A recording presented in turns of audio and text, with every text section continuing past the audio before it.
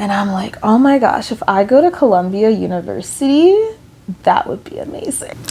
Hi everyone, I decided to make a video today on how I even got interested in school psychology because I feel like it's a field that not that many people know much about, including myself. I also didn't know that much about it before I decided to make it my master's. So some people might have a similar experience, and I thought that it'd be fun to share, and then you guys can also share your journey too and see how I went from undergrad to where I am right now. So let's get started. All right, so where do I begin? When I started undergrad, I was 17 and I knew I wanted to major in psychology, but I wanted to be a psychiatrist. I went into undergrad wanting to be a psychiatrist. Little did I know all of like the classes I would have to take and everything that I would have to do. So I was pursuing that my first year, and then I got to like the sciences, like the hard sciences, like bio and classes like that. And I mean, I did okay, but okay to me was a B. So I was like, I put in way too much work to get a B. I know that sounds bad, but that's how I felt. So I went from doing a BS, because that's what I started, a BS in psychology, to a BA, and then I was like, you know what? I'll do clinical psych, or I'll be a counselor, or get my PhD and kind of just do the whole counseling route, because I felt like that was all they taught. That was really pushed at my undergrad, that with psychology you're gonna go into the clinical realm and you're gonna get a PhD and do research, and you know, you could be a professor or you can try to own your own clinic, things like that. But that was the main things that I felt like were pushed. So in my head I'm like, oh yeah, that's what I'm gonna do, that's what I want to do. My sophomore year I took, let's see if I remember, I took a psychology of sexuality class like the end of my sophomore year, and then I was like, oh my gosh, I love this. So I minored in sexuality and gender, and honestly from there on I was like, I love this. Along with that, I had been taking sociology classes like just to meet all of the requirements that I need, and I was like, well, I only need a couple more credits. So then I decided to minor in sociology as well. So by the time I was graduating, I was set, like, I'm gonna apply to a PhD program and still go that clinical route. So I was gonna take, well, before I decided I was gonna take a year off, I applied so that, okay, by senior year I should know. I didn't get into any PhD programs. So I was like, okay, I really want a PhD. I'm going to take like a year off and retake the GRE and get some experience and do all the stuff that I can to get into a PhD program. I stayed at my school. I was a teaching assistant, and then I also worked at a greyhound kennel, which was really fun. I stayed there the whole 2 years. But anyway, so I tried to apply again for the PhD, but I also applied to a master's, and then this time I applied to a master's. It was a master's at Widener for their human sexuality program, and I got into that, but it wasn't that I didn't want it. It was really interesting. It's just I didn't know what jobs to do with it, so I deferred it. And I had an interview for a PhD program, but I didn't get accepted into that. So I'm like, I'm gonna try one more time. And I also applied to a master's again. And I'd be saying this out of order. I might have applied to this master's I'm about to mention when I was still in undergrad, but I know I applied to Widener and another school for a master's program while applying to a PhD program. But this one was it was something like health related, and I think that I had just applied to it just because I was like, if I don't get into a PhD again, then I want to back up. You know, I still want to go to grad school because I don't know what I could do with the undergraduate psych degree, and I just felt like I needed to, at least do something. So I also get into that master's program and deferred that as well.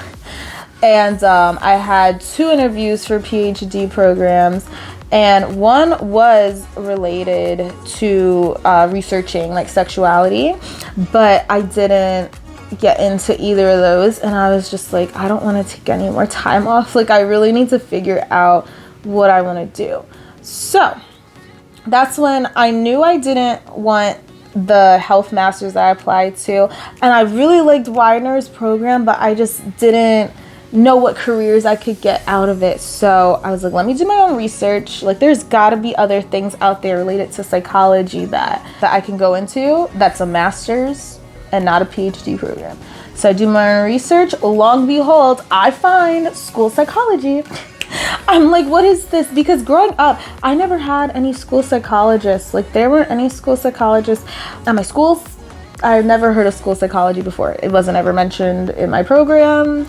So I do my own research. I'm doing more digging, and I'm looking into it, and I'm like, you know what? This sounds interesting. Is this a thing? And I saw that there's accredited programs and not accredited programs, which I can definitely get into that in another video if you guys are interested. But I saw, okay, it's better to go to an accredited program. What are accredited programs like in my state, in PA? So I find one isn't even far away from where I'm at. I'm like, all right, you know what? I'm going to apply. And at this time, I'm pretty sure it was like March. So I wanted to go in the fall, in August. So let me apply. I apply to that school. There was another school in like upstate New York, and I didn't apply there, but they were really cool because part of your program, you would learn sign language, but I just couldn't see that happening. I applied to Columbia, and those were the 2 that I applied to, the one in PA and Columbia in New York. So I get into both programs, and I'm like, oh my gosh, if I go to Columbia University, that would be amazing. Like, Ivy League school. So I wanted to do it, but it's so expensive. So I'm asking my friends, and they're all telling me to go to Columbia because it's an Ivy League. But I'm also asking like the professors that I work with and people in the field now that have their PhD, and they were all telling me, I wouldn't go to the Ivy League if you're going to be in debt, because they hire people that come from Ivy League schools and that don't, and they're making the same amount. So you'll have the degree from there, which is good, but it's not going to hinder me in getting a job. And so it was a really tough decision, but I listened to what the professors said, and honestly, I'm so happy I did, because if I could afford Columbia, yes, of course, I would have went there. But I knew that wasn't my budget, and even now, like, I just graduated, and it was a school that is not that expensive comparatively, but it's still a lot of money that I'm gonna owe. So I can't imagine if I would have owed all that money to Columbia University. So anyway, I choose that program, and that was 3 years ago, and now I graduated. And honestly, I'll probably make a video on that as well, like what schools to pick and how to choose them.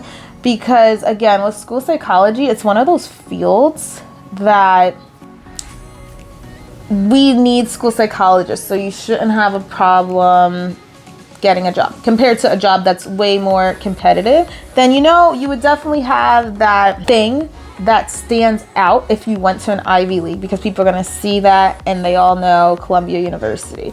But with school psychology, I feel like that isn't the case.